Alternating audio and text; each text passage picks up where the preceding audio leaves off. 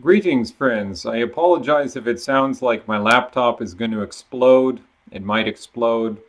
And I also might sound a little different in this video because I stopped drinking coffee last week and I'm trying to cut caffeine out of my diet completely for health reasons.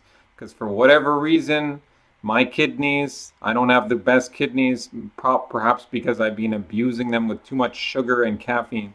So, anyways, there is such a thing as caffeine withdrawal, and it's not very fun. It's a real drug, this caffeine. So, anyways, I'm more or less going strong. Didn't go entirely cold turkey, but more or less.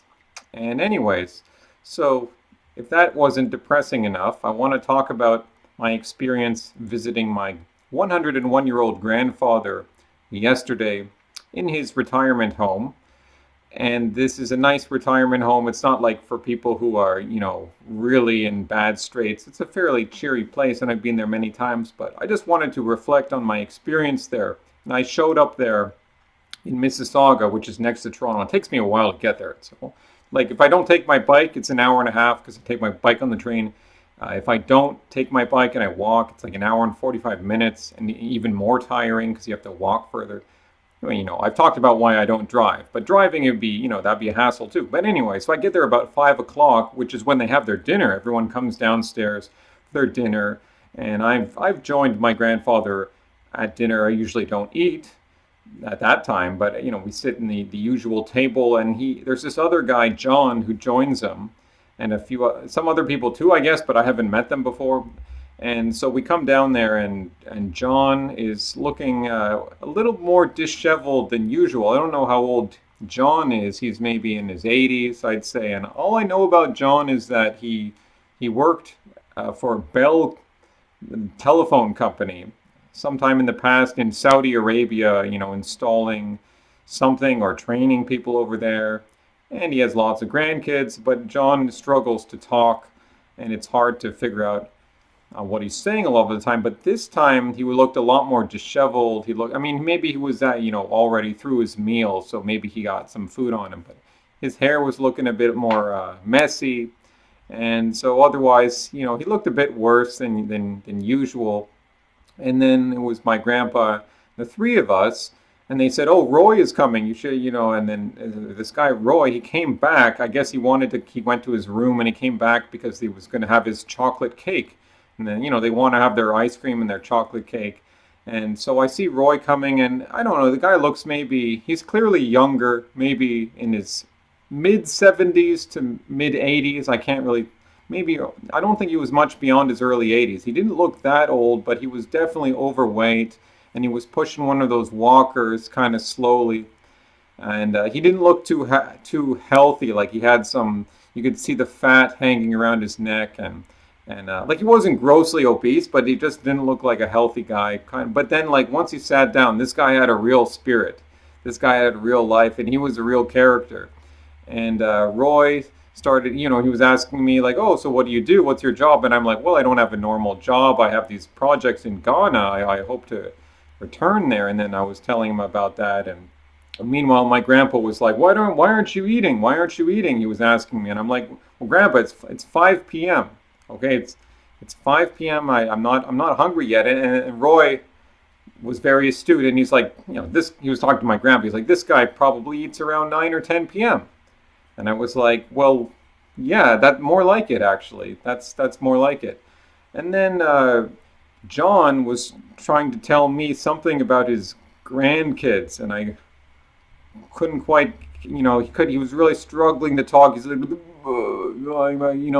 how some people they struggle, and it's like vibrating here, but their tongue isn't really forming the words. And Roy, he said something to John. He said, he's saying, John, like you gotta concentrate when you're talking to us. I mean, when you concentrate, we can understand you, but most of the time we have no freaking clue what you're saying. And then John wasn't like offended by that at all. Like this was all in good spirits. Like John said something like, "Well, yeah, I won't be around here much longer anyways." So I don't know what he said, but But Roy said to John, it's like, John, you got, you'll be around here a bit longer. You got a year or two left in you. You got a year or two left in you. And we don't want to. And then he points to my grandpa. He's like, we don't want to be as old. We don't want to get to Robert's age. My grandpa's Robert. We don't want to get to that guy's age, But you got a few more years left, and Roy probably doesn't have too much longer on this planet, and just this carefree, wise guy, kind of funny guy, and my grandpa my grandpa Robert, let's call him Robert. He says to Roy, he's like, tell him to get married, meaning me. He's pointing at me, like tell my grandson to get married. And Roy just frowned. He frowned, and he said, "That's a 10-year catastrophe." That's all he said. Oh, geez. So I think those were all the funny things that he said. And later, Roy got up and he was like playing the piano, slowly. But he went over to the piano, and this guy was like playing the piano. So that was kind of funny. Anyways, these old folks, there's plenty of other old folks around too, women, men, and they all see me, the young person there, and they're happy to see me, and it's just an amazing positive energy in this retirement home. And obviously they're lucky to have money to afford this, so maybe they've had I want to say a more lucky life, I don't know, but they're lucky enough to be in these circumstances now, but it's generally a very positive vibe, and there could be exceptions to that. And it's just so incredible because they all know that they're dying and they don't have much time left on this earth, and they couldn't care less. They're totally fine with that, and I just think that's so admirable. I mean, like their whole attitude, like they could just be joking about their bodies breaking down and all that, and it doesn't faze them at all. And I just find that so admirable, but also intimidating, because I'm only 31, and if my kidneys are bugging me a little bit now, and I'll probably be fine, but that's just another sign that, wow, I mean, getting older here or whatever, I mean, how am I going to make it to 101? And geez, I probably won't live as long as my grandpa. I mean, I like to think that humans could be immortal, but, it's just staring us in the face that, we're constantly breaking down. And the other thing I appreciate about these old folks is, like, I mean, all their friends are probably gone, and they've suffered through who knows what else in their life, probably other physical issues, pains, mental suffering, all those. I mean, it's not for certain. I mean, my grandpa's been a pretty healthy guy overall, but I mean, a lot of these people, they must have suffered in various ways, and they just get through it, and I just find that kind of intimidating. I don't know if I have the constitution for that, to be honest. So it's, I mean, if you take a logical perspective, life isn't worth living. It's just too painful. So I'm not logical that I have to trust in God, because God gives some purpose to live.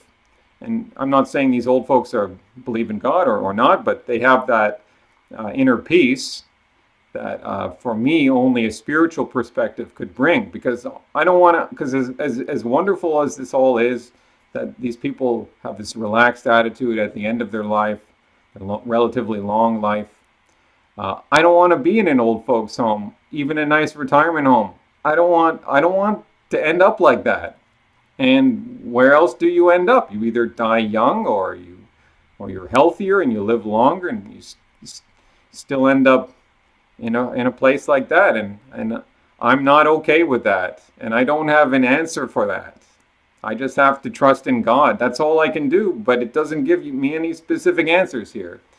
I just do what I do, because otherwise things look very bleak. Anyways, I just wanted to have that sort of bleak perspective, because it is December 20th, pretty much the darkest day of the year, or maybe that's tomorrow, I don't know. But, it's the darkest time of the year. Anyways, that's all for now. Maybe, I might take some more time to get back to other videos, because, this whole caffeine withdrawal thing, it's not fun, and I got to be focusing on my health more. Anyways, so if I don't see you soon, have a good Christmas. And that's all for now. Hasta luego, amigos.